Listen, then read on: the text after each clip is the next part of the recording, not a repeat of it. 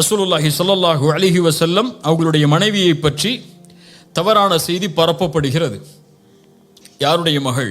Abu Bakr Siddique ரலியல்லாஹு அன்ஹு அவர்களுடைய மகள் ஆயிஷா ரலியல்லாஹு அன்ஹா. இவ்வளவு பெரிய தூய்மையான ஒரு பெண்ணை பற்றிய செய்தி, அதுவும் இழிவான விபச்சார குற்றச்சாட்டோடு பரப்பப்படுகிறது. ஒரு உணர்வில் பார்ப்போம். என் சகோதரியை பற்றி ஒருவர் தவறான செய்தியை மக்களிடத்திலே பரப்புகிறார். இந்த நிலையில் அல்லது உங்களுடைய வீட்டில் இருக்கக்கூடிய ஒரு பெண்ணை பற்றிய தவறான செய்தியை ஊர் முழுக்க பரப்புகிறார். நீங்கள் யாரை விரும்பினீர்களோ அவர்களே பரப்புகிறார்கள் என்றால் நம்முடைய மனநிலை எப்படி இருக்கும்? எப்படி இருக்கும்? அவன் உயிரோடையே இந்த பூமியில இருக்கக்கூடாதுங்கிற அளவுக்கு நம்ம கோவம் வந்துடும். அப்படியா இல்லையா? அபூபக்கர் சித்திக் ரலியல்லாஹு அன்ஹு அவர்களுடைய காதில் வருகிறது, உங்களுடைய மகளை பற்றிய செய்தியை பரப்புவது வேறு யாரும் இல்லை, நீங்கள் யாருக்கு அல்லாவிற்காக உதவி செய்கிறீர்களோ அந்த மிஸ்தஹ் அவர்தான் ஹஸ்ஸான் இப்னு சாபித் போன்ற நபித்தோழர்களோடு சேர்ந்து இந்த செய்தியெல்லாம் பரப்பி கொண்டிருக்கிறார்.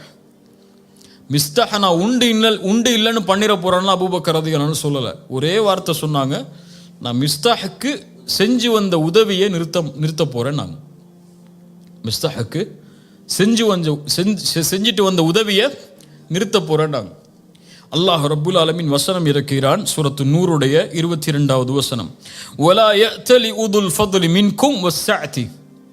உங்களில் கண்ணியம் கொடுக்கப்பட்டவர்கள், வசதி கொடுக்கப்பட்டவர்கள், ஏழைகளுக்கும் நெருங்கியவர்களுக்கும் முஹாஜிர்களுக்கும், அதாவது ஹிஜ்ரத் செய்து வந்தவர்களுக்கும் அல்லாஹுடைய பாதையில் கொடுத்ததை கொடுக்க மாட்டேன் என்று சொல்ல வேண்டாம்.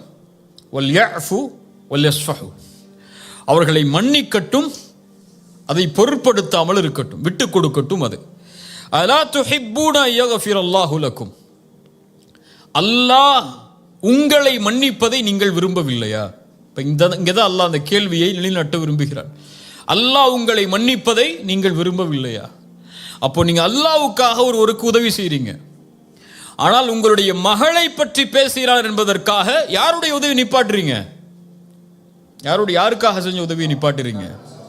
அப்போ உங்க சுயநலம் வந்துருச்சா இல்லையா? அங்க அல்லாஹ்வுக்காக செய்ததை நிறுத்துகிறீர்கள், மேலும் அவரை மன்னிக்கவில்லை.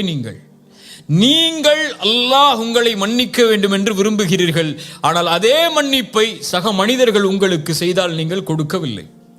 அல்லாஹ்வின் மன்னிப்பை நீங்கள் விரும்புகிறீர்கள் என்றால் அபூபக்கரே நீங்கள் அவரை மன்னித்து தான் ஆக வேண்டும். இதைத்தான் அல்லாஹ் சொல்ல வர்றான். நீங்கள் இதை விட்டு கொடுத்துதான் ஆக வேண்டும். மன்னியுங்கள் அபூபக்கரே, விட்டு கொடுங்கள்.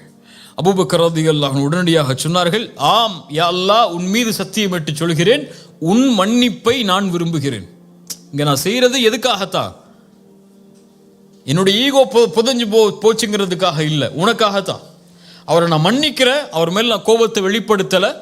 எனக்கு உன் பாவ மன்னிப்பு முக்கியம் யா அல்லாஹ். ஏன்? இந்த மனிதர்கள் எனக்கு செய்யக்கூடிய பாவத்தை விடவெல்லாம் உனக்கு நான் பாவம் செஞ்சிருக்கேன். இல்லையா? எல்லா மனிதர்களும் அதில் ஈக்குவல் தானே. ஒவ்வொரு ஆளும் ஒவ்வொருடைய பாவத்தில் தான் மேலே வருவோம் சொல்லி எல்லாமே பாவிகள் தான். ஆதமுடைய பிள்ளைகள், அல்லாஹ் பாதுகாத்த நபிமார்களை தவிர பெரும் பாவங்களை விட்டு விலகியவர்கள் அவர்கள்.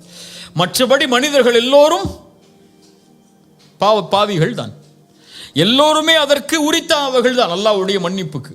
எனக்கு அல்லாஹ்வுடைய மன்னிப்பு தேவைன்னு யாராவது சொல்ல முடியுமா? எல்லாருக்கும் அல்லாஹ்வுடைய மன்னிப்பு தேவை. உனக்கு அல்லாஹ்வுடைய பாவ மன்னிப்பு வேண்டும் என்றால் நீங்கள் மன்னியுங்கள். அபூபக்கர் சொன்னார்கள், யா அல்லாஹ், நான் அதை விரும்புகிறேன். மிஸ்தஹுக்கு நான் எதை செய்து வந்தேனோ அதை நான் செய்வேன். உடனடியாக சொன்னார்கள், வல்லாஹு கஃபூருர் ரஹீம். அல்லாஹ் பாவங்களை மன்னிப்பதை விரும்புகிறான், இரக்கம் காட்டுவதை அல்லாஹ் விரும்புகிறான். சூரத்து தகாபுனுடைய 14வது வசனத்தில் அல்லாஹ் சொல்கிறான், வ இன் தஅஃபு வ தஸ்ஃபஹு வ தக்ஃபிரு. மன்னித்து விளக்கி அதை நீங்கள் மறைத்து கொண்டால், நீக்கி கொண்டால், ஃப இன்னல்லாஹ கஃபூருர் ரஹீம். அல்லாஹ் பாவங்களை மன்னிப்பவன், அல்லாஹ் இரக்கம் காட்டக்கூடியவன். இப்போ இந்த வசனங்களில் அல்லாஹ் எதை நிலைநாட்ட விரும்புகிறான்? இஹ்சானை நிலைநாட்ட விரும்புகிறான். இஹ்சான் என்றால் என்ன? நீங்கள் அல்லாஹ் உங்களிடத்தில் நடந்து கொள்ள வேண்டும் என்றால் நீங்கள் படைப்புகளிடத்தில் அப்படி நடந்து கொள்ளுங்கள். குறிப்பாக இந்த விஷயத்தில் நீங்கள் அல்லாஹ்வுடைய மன்னிப்புக்கு உரித்தானவர்களாக ஆக வேண்டும் என்றால் சக மனிதர்கள் செய்த பாவத்தை நீங்கள் மன்னித்தே ஆக வேண்டும். இல்ல பழி தீர்க்கிறதுக்கு மார்க்கம் அனுமதி கொடுத்திருக்கு, நான் பழி தீர்ப்பேன் நீங்க நினைச்சீங்கன்னா, இதே பழி தீர்க்கிறதுக்கு அல்லாஹ்விடத்திலே உரிமை இருக்கு.